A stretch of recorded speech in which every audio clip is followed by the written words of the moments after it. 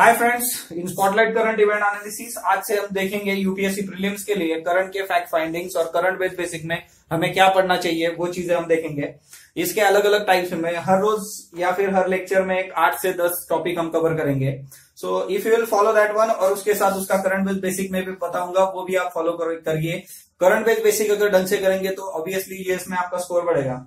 अहमदाबाद या कर्नावती, गुजरात गवर्नमेंट का ये प्रपोजल है कि अहमदाबाद का नाम कर्नावती कर दिया जाए। जैसे बहुत सारे सिटीज के आपने नाम सुने होंगे जिनका नाम चेंज कर दिया है, जैसे इलाहाबाद है उसका नाम प्रयागराज कर दिया है, नया रायपुर है जिसका नाम अटल नगर कर दिया गया है, जैसे मुगल सराय स्टेशन जो है दिल्ली का उसका नाम कर दिया है दीनदयाल उपाध्याय जंक्शन, उसके बाद फैजाबाद का नाम अयोध्या कर दिया गया है। अब हमें सवाल क्या पूछा जा सकता है, एक तो इनकी एंशियंट हिस्ट्री के रेफरेंस आपको पता होने चाहिए कि कर्नावती का रेफरेंस क्या है। तो कर्नावती का नाम पहले क्या था, तो आशावल नाम था, 11वीं सेंचुरी की यह सिटी है और इसका नाम आशावल था।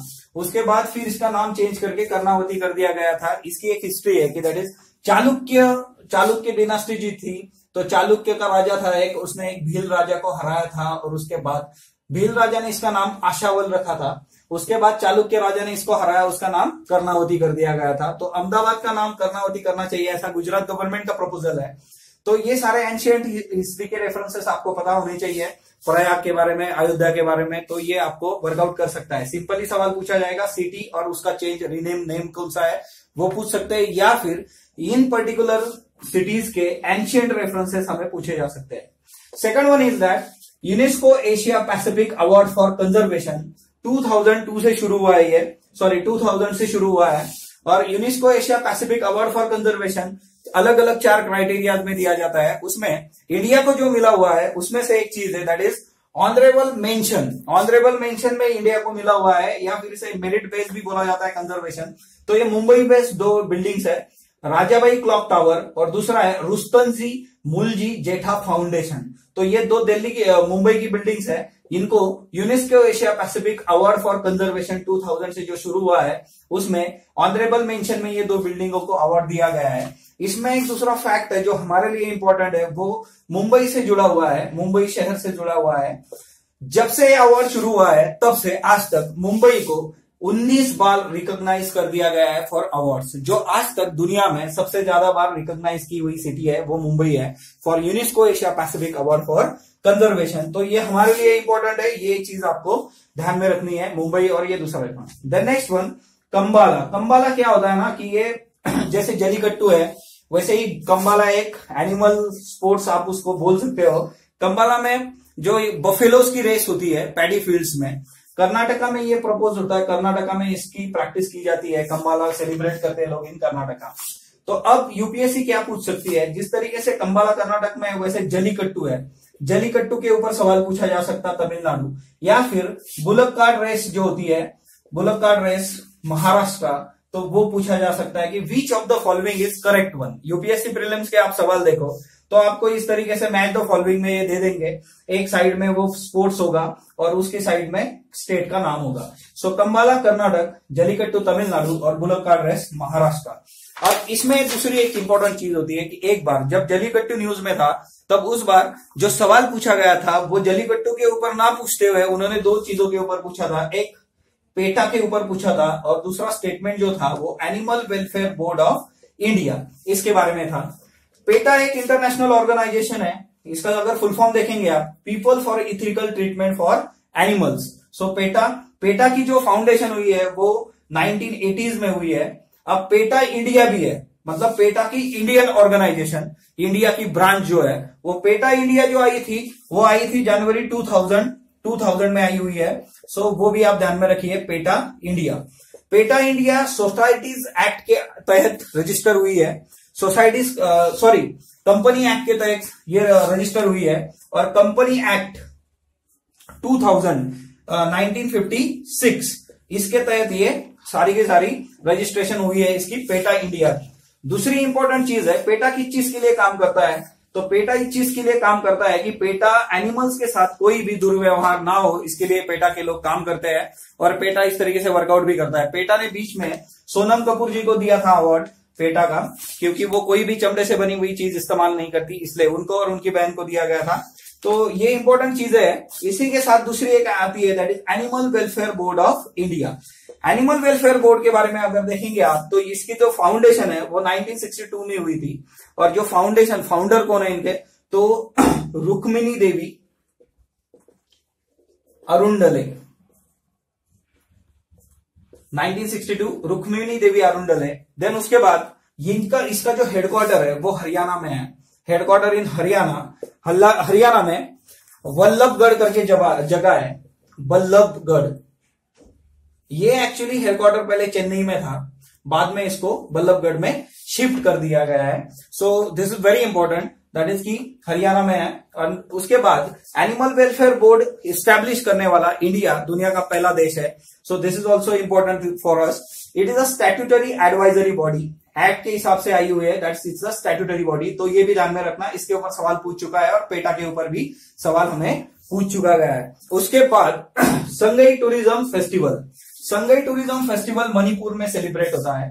अब दो चीजें यहाँ पे इंपॉर्टेंट है, एक तो मणिपुर से जुड़ी हुई चीज है कि जो संगई टूरिज्म फेस्टिवल में यूज की जाती है या फिर इनको परफॉर्म किया जाता है, जैसे dance and all that.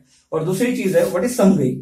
Sangai क्या है, इट्स अ ब्रो एंटल डियर, एक हिरन है ये, कि जो फेमस है यहाँ पे।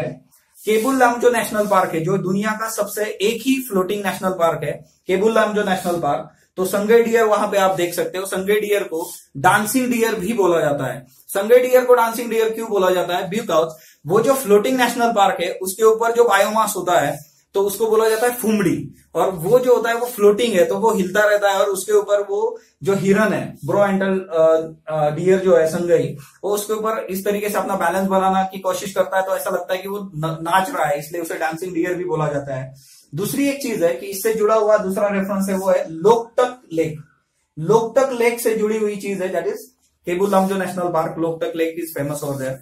लोकटक लेक में इंडिया की फर्स्ट फ्लोटिंग स्कूल भी है, first floating school of India, ये लोकटक में बनाई गई है। मणिपुर से जुड़ा हुआ ये रेफरेंस है, तो ये भी आप ध्यान में रखिए। दूसरी इंपॉर्टेंट चीज है, ये एनुअली होता है। संगई टूरिज्म फेस्टिवल जो है वो एनुअली होता है। और संगई टूरिज्म फेस्टिवल में क्या क्या चीजें होती है, ये हुआ था अभी 21 to 30 नवंबर, ये इसमें हुआ था 2018 में। तो इसमें कुछ इंपॉर्टेंट चीजें होती है, जैसे कि डांसेस होते हैं। उसमें डांस में सबसे इंपॉर्टेंट डांस जो है Thangla. Thangla is the martial art dance in case of Manipur. एक बार UPSC I think in 2014 prelims में ये भी पूछ चुकी है कि which of the following is a martial art dance. तो थांगला मणिपुर से जुड़ा हुआ मार्शल आर्ट डांस है। तो इसी के साथ आप कमेंट बॉक्स में बताएंगे कि बाकी और मार्शल आर्ट डांस कैसे है। For example in case of Maharashtra Lezim is there, कि जो मार्शल आर्ट डांस है, तो आप वो वहां पे बता सकते हो।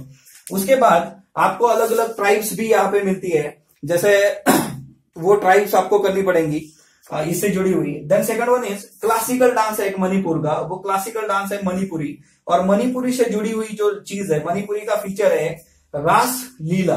तो रास लीला भी यहाँ पे परफॉर्म किया गया है, मणिपुरी का फीचर है, इट्स क्लासिकल डांस। तो ये सारे डांसेस यहाँ पे हुए हैं। इसी के साथ फोक डांसेस भी हुए। फोक डांसेस में bamboo dance and all that. तो ये मणिपुर टूरिज्म फेस्टिवल का एक फीचर होता है।